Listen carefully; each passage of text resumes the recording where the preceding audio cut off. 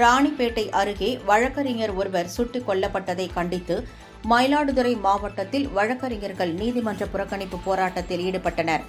ராணிப்பேட்டை மாவட்டம் சோழிங்கர் வழக்கறிஞர் சங்கத்தின் முன்னாள் நிர்வாகி சக்கரவர்த்தி சமூக விரோதிகளால் சுட்டுக் கொலை செய்யப்பட்டார். இதனை கண்டித்து வழக்கறிஞர்களுக்கு பாதுகாப்பு வழங்க வலியுறுத்தியும் மயிலாடுதுறை மாவட்டத்தில் வழக்கறிஞர்கள் ஒருநாள் நீதிமன்ற புறக்கணிப்பு போராட்டத்தில் ஈடுபட்டனர். இதனால் மயிலாடுதுறை ஒருங்கிணைந்த நீதிமன்ற வளாகத்தில் உள்ள நீதித்துறை நடுவர் நீதிமன்றம், குற்றவியல் நடுவர் நீதிமன்றம் உள்ளிட்ட 8 நீதிமன்றங்களில் அலுவல் பணிகள் பாதிக்கப்பட்டன.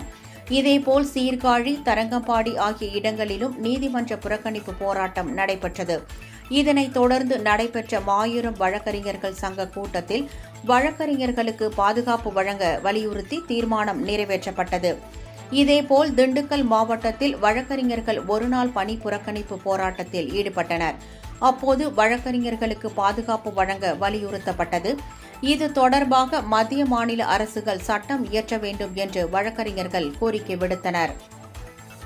ராணிப்பேட்டை மாவட்டம் சோழிங்கநல்லூர் வழக்கறிஞர் சங்கத்தின் முன்னாள் தலைவர் சக்கரவர்த்தி அவர்களை சமூக விரோதிகளால் துப்பாக்கியால் சுட்டு படுகொலை செய்யப்பட்டதை கண்டித்து இன்று தமிழகம் முழுவதும் உள்ள வழக்கறிஞர் சங்கங்கள் இணைந்து நீதிமன்ற பணி விலகல் போராட்டத்தை நடத்தி கொண்டிருக்கிறோம்.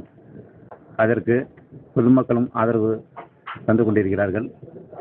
தமிழகத்தில் தொடர்ந்து வழக்கறிஞர்கள் தாக்குதல் செய்வதும் கொலை செய்யப்படுவதும் தொடர்ந்து நடைபெற்றுக் கொண்டிருக்கிறது. இதை எங்களது திண்டுக்கல் வழக்கறிஞர் சங்கம் மிகவும் வன்மையாகவும் கடுமையாகவும் எதிர்க்கிறது.